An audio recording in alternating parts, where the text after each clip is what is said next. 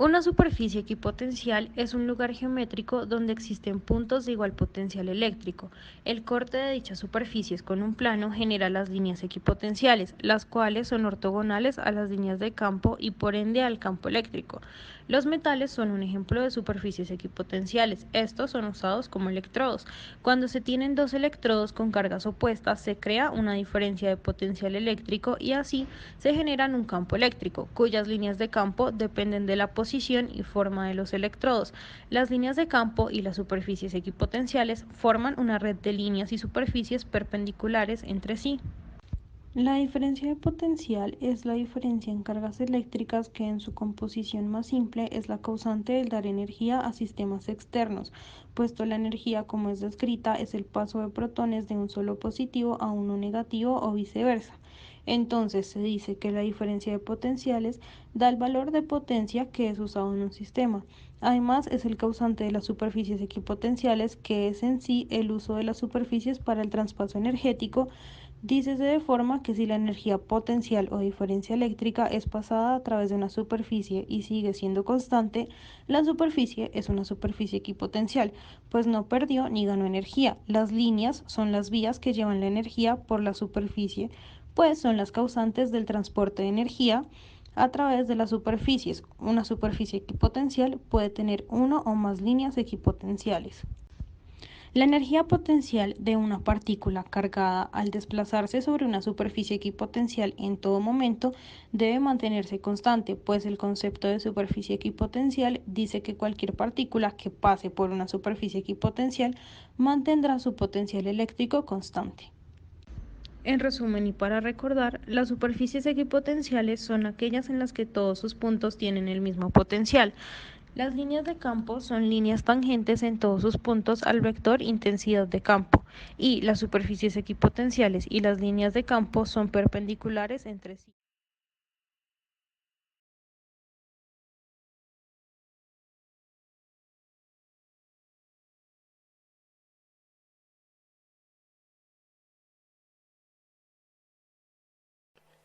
El símbolo VA se refiere al potencial eléctrico en el punto A, localizado a una distancia r de la carga Q. En general, cuando se conoce el potencial en el punto A, la energía potencial debida a la carga Q en ese punto se puede determinar con la siguiente fórmula. A estas alturas podemos observar que el potencial es el mismo en todos los puntos ubicados a iguales distancias de una carga esférica. Por este motivo, las líneas punteadas que aparecen en las figuras anteriores se conocen como superficies equipotenciales. Aquí podemos observar que las superficies equipotenciales siempre son perpendiculares a las líneas de campo eléctrico. También es preciso señalar que el potencial eléctrico en un punto dado se define en el término de una carga positiva. Esto significa que el potencial eléctrico será negativo en un punto localizado en el espacio que rodea una carga negativa. Por lo tanto, es conveniente recordar la siguiente regla: el potencial debido a una carga positiva es positivo y el potencial debido a una carga negativa es negativa. Ahora consideraremos un caso particular. Miraremos la siguiente figura donde queremos calcular el potencial en los alrededores de tres cargas. Dicho este potencial será igual a la suma algebraica de los potenciales eléctricos que corresponden a cada carga por separado.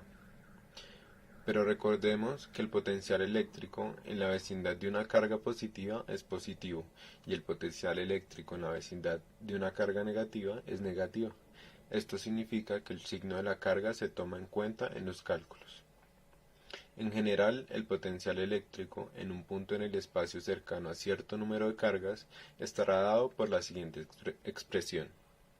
Esta ecuación es una suma algebraica, puesto que el potencial eléctrico es una cantidad escalar y no una cantidad vectorial, como ocurre con las fuerzas y los campos eléctricos.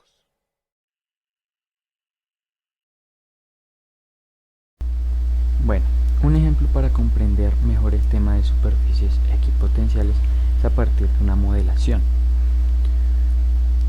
Para ello usaremos el simulador de la Universidad de Colorado.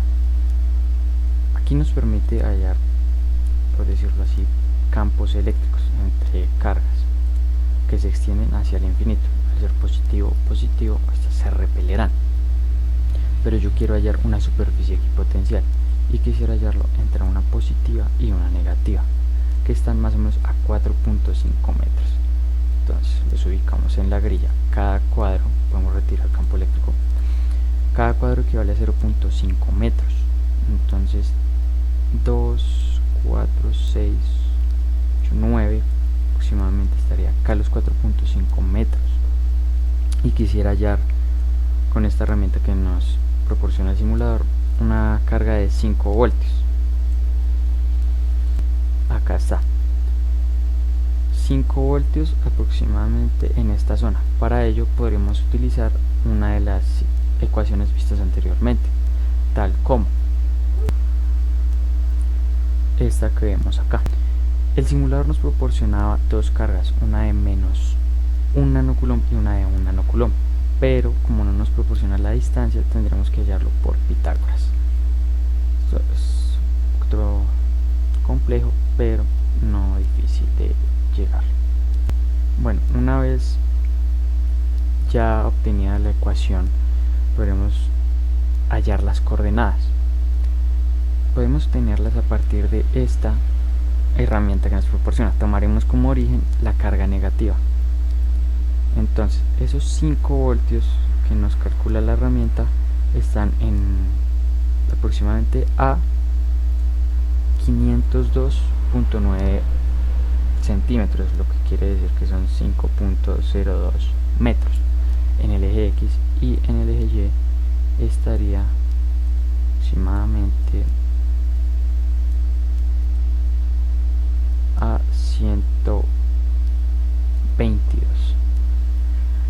a 1.22 metros.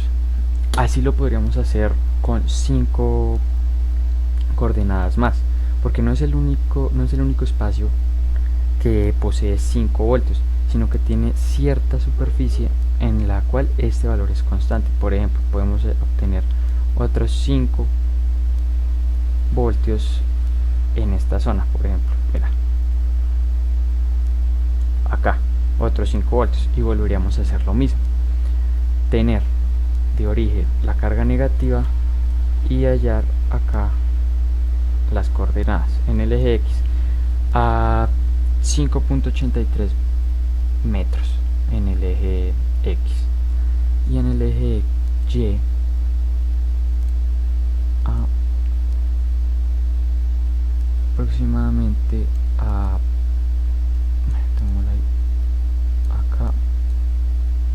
aproximadamente a 0.35 metros.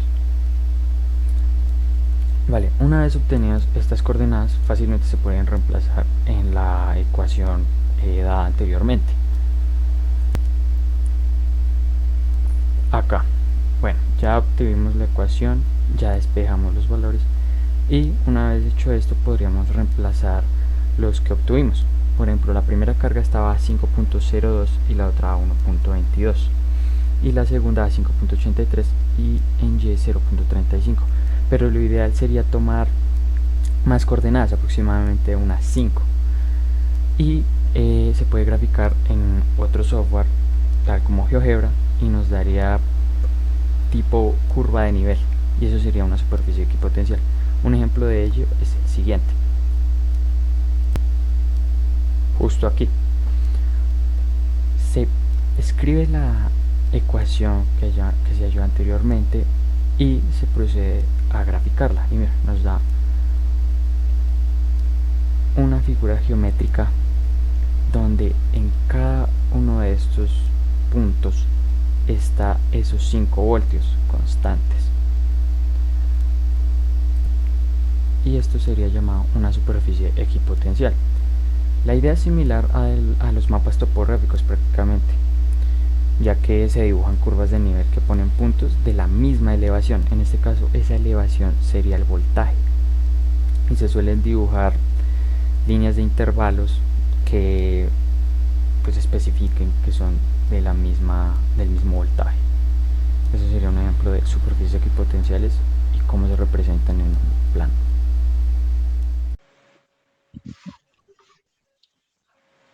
Buenos días. A continuación vamos a hablarles de los errores en la práctica.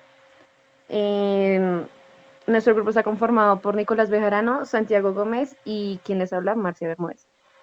En este video se les dará a conocer los procedimientos, los errores en los procedimientos, las dificultades a la hora de tomar los datos y la práctica y la relación entre la incertidumbre y la precisión de la práctica.